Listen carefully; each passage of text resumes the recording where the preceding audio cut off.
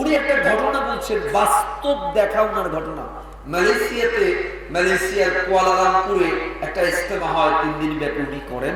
ওখানে আমাদেরকে শোনাচ্ছিলেন, উনি বলতেছিলেন কোরআনের সাথে দিল লাগায়া, মন থেকে মা বোন মাইকের আওয়াজ যেখানে যায় দিল লাগায়া বোঝার চেষ্টা করেন।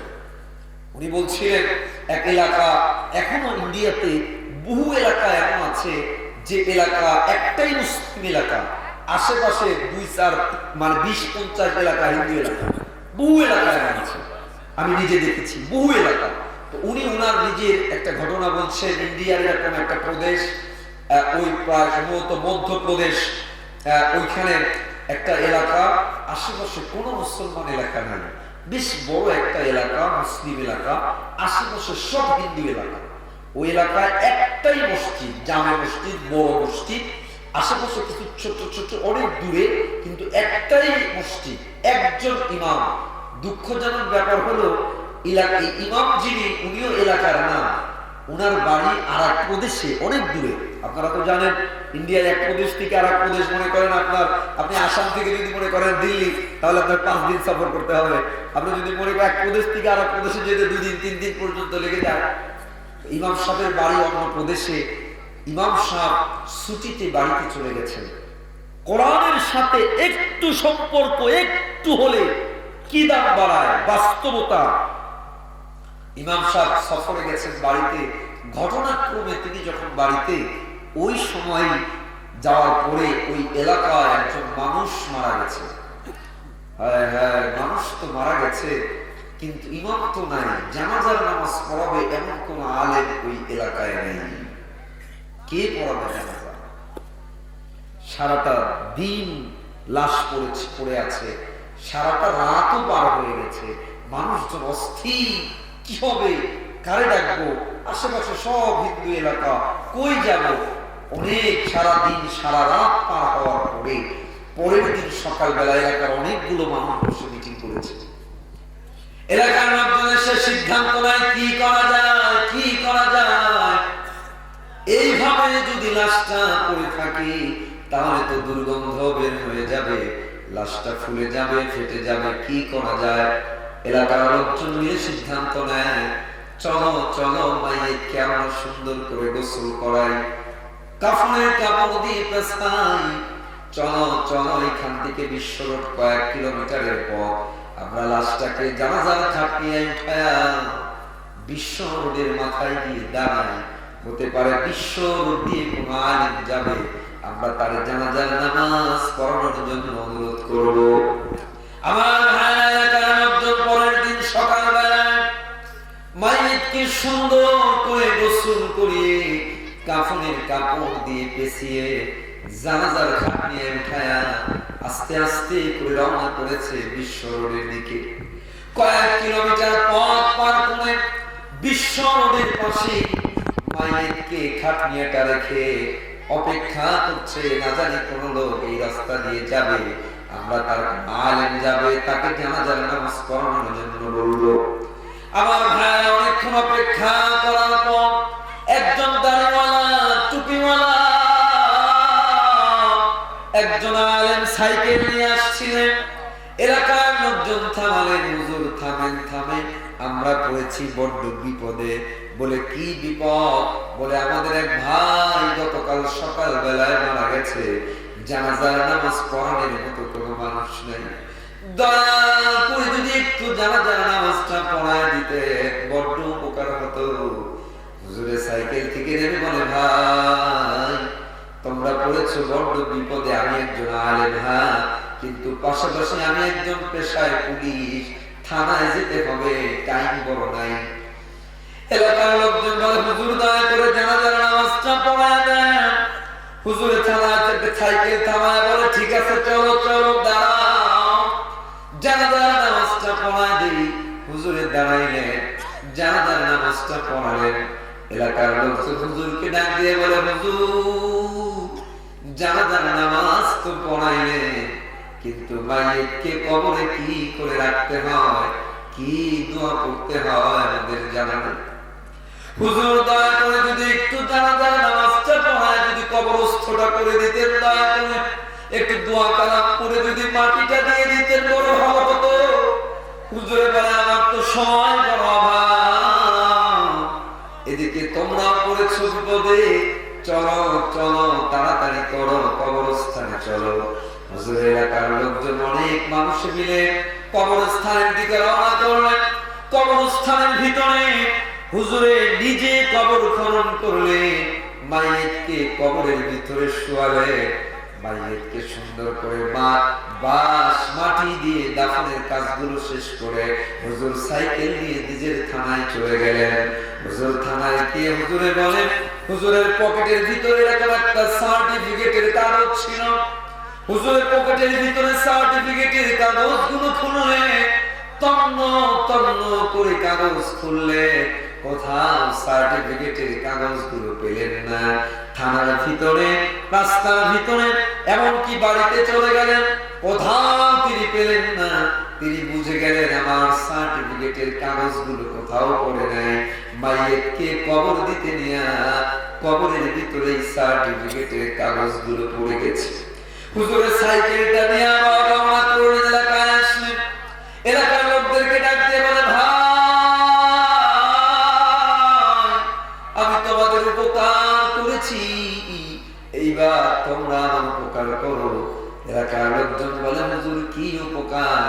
এলাকার হুজুরে বলে, আমি তোমাদের ভাইকে কবর দিতে নিয়ে কবরের ভিতরে আমার জরুরি কিছু সার্টিফিকেটের কাগজ পড়ে গেছে, ওই কাগজগুলো আমার লাগবে। দয়া করে চলো, আমার একটু কবরটা খনন করা লাগবে। কবরের ভিতর থেকে সার্টিফিকেটের কাগজগুলো বের করা লাগবে। এলাকার লোকজন ডাক দিয়ে বলে, হুজুর মাইয়িতকে কবর দেওয়ার পর আবার কবর খনন করা জায়েজ আছে কি জায়েজ নাই আমাদের জানা নাই।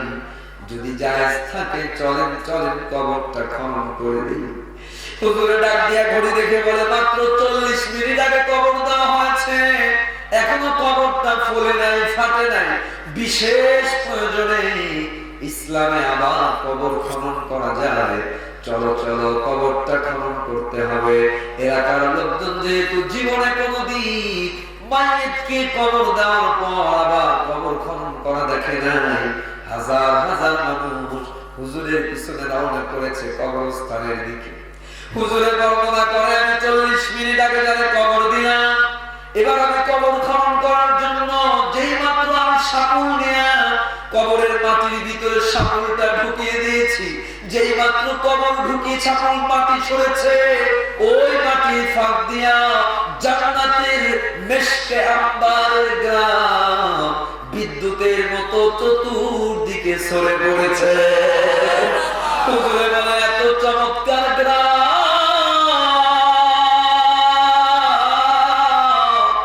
জীবনে কোনদিন আমরা শুনি না। আশেপাশে গ্রামগুলো বিদ্যুতের মতো ছড়ে পড়লো, আশেপাশের আরো হাজার হাজার মানুষ কবরস্থানের ভিতরে জড়ো হলো। হুজুরে বলে, মাত্র 40টা মিনিট আগে আমি যারে কবর দিলাম, এবার আমি মাটি খনন করা শুরু করলাম। 40 মিনিট আগে যারে বাসা মাটি দিয়ে দাফন করলাম, উপরের 3 ইঞ্চি মাটি সরায় দেখি গোটা কবরের ভিতরে কোনো মাটি নাই। গোটা কবরটাকে আমার আল্লাহ জান্নাতের ফুল দিয়ে সাজায় দিয়েছে। আমি দেখি জান্নাতের ফুলের উপরে কে যেন চমৎকার করে আমার সার্টিফিকেট গুলোকে চমৎকার করে সাজায় রেখেছে। হুজুরে বলে, আমি আমার সার্টিফিকেট গুলো নিলাম, তাড়াতাড়ি করে আমার মাটি চাপা দিয়ে দিলাম। এবার হুজুরে বলে, আস্তে আস্তে করে আমি এলাকার লোকদেরকে ডাক দিয়ে বললাম, ভাই আমি আমার থানায় পড়ে যাব, আমি আমার কাজে পড়ে যাব। আগে বলো, এই যে লোকটা যারা নামাজ আমি পড়ালাম, এই যে লোকটা যারা নামাজ আমি পড়ালাম, কবর আমি দিলাম, এই লোকটার কি আমল ছিল সেটা আগে বলো, যে আমলের কারণে আমার আল্লাহ 40 মিনিটের ব্যবধানে কবরটার জান্নাতের বাগান বানায় দিয়েছে। আল্লাহ বলে, কবর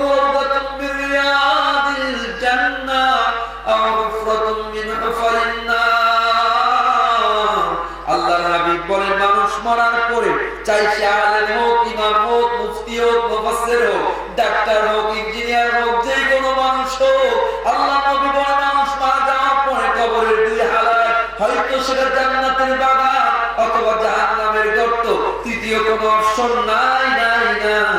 হুজুরে বলে আমি তো মারা যাব, আমি জানতে চাই কি এমন লোকটার ছিল। এলাকার লোকজন ডাক দিয়ে বলে হুজুর, লোকটা বড় মূর্খ মানুষ, লোকটা বড় মূর্খ মানুষ, কৃষক মানুষ, সারাদিন মাঠে কাজ করতো, তেমন কোন আমল তো আমাদের চোখে পড়ে নাই। স্বামী তাকে, তার মা নাই, বাবা নাই, ছেলে নাই, মেয়ে নাই, বোনের সাথে থাকতো। হুজুরে বলে নিয়ে যাও পর্দার আড়াল থেকে, বোনের সাথে আমি একটু কথা বলতে চাই। পর্দার আড়াল থেকে হুজুরে বোনকে ডাক দিয়ে বলে, বোন কি আমল তোমার ভাইয়ের ছিল একটু বলো না, যে আমলের কারণে আল্লাহ তারে 40 মিনিটের ব্যবধানে কবরটারে জান্নাতের বাগান বানায় দিয়েছে। হুজুরে ডাক দিয়ে বলে, বোন ডাক দিয়ে বলে, হুজুর তেমন কোন আমল তো আমরা আমিও দেখি নাই, তবে হ্যাঁ একটা আমল আমি সারা জীবন দেখেছি। বলে কি আমল? বলে প্রত্যেকদিন মাগরিবের নামাজের পর আমার ভাইকে দেখতাম কি যেন একখানা কিতাব নিয়ে বসতো। আমার ভাই পড়তে জানতো না, অক্ষর জ্ঞান ছিল না, আমার ভাই কোনো কিছুই পড়াশোনা জানতো না, কিন্তু আমার ভাইকে দেখতাম প্রত্যেকদিন মাগরিবের নামাজের পরে ওই কিতাবটারে নিয়ে খুলতো, কিতাবটারে সিনার সাথে লাগাইতো, আঙ্গুল দিয়ে ইশারা করতো, আর আল্লাহর চোখের পানিগুলো ছেড়ে ছেড়ে আল্লাহর ডাক দিয়া বলতো, আয় মেরে মাওলা, আয় মেরে বারি, जो कुछ तूने कहा सब कुछ सच है। আমার ভাইকে দেখতাম চোখের পানিগুলো ছেড়ে ছেড়ে আল্লাহর ডাক দিয়ে বলতো, আল্লাহ ডাকবেন না একটু আল্লাহ, যে আল্লাহ জবান দিল আল্লাহ, ওই আল্লাহ এত গভীর রাতে মহব্বত নিয়ে একটা ডাক দিবেন, একটু কি জবানটা খুলে ডাক দেওয়া যায় না? জোরে আমার সাথে বলেন না আল্লাহ, আরো চিৎকার দিয়ে একটু একবার বলেন আল্লাহ। বলে ডাক দিয়ে বলে আমার ভাইকে দেখতাম চোখের পানিগুলো ছাড়তো আর বলতো, আল্লাহ আমি আপনার কিতাব পড়তে জানি না, কিন্তু দিল দিয়ে বড় মহব্বত করে ভালোবাসি। ওগো আল্লাহ, আপনার কিতাবের ভালোবাসার উসিলায় আমি যখন মারা যাব আমার কবরটারে জান্নাতের বাগান বানায় দিয়ে।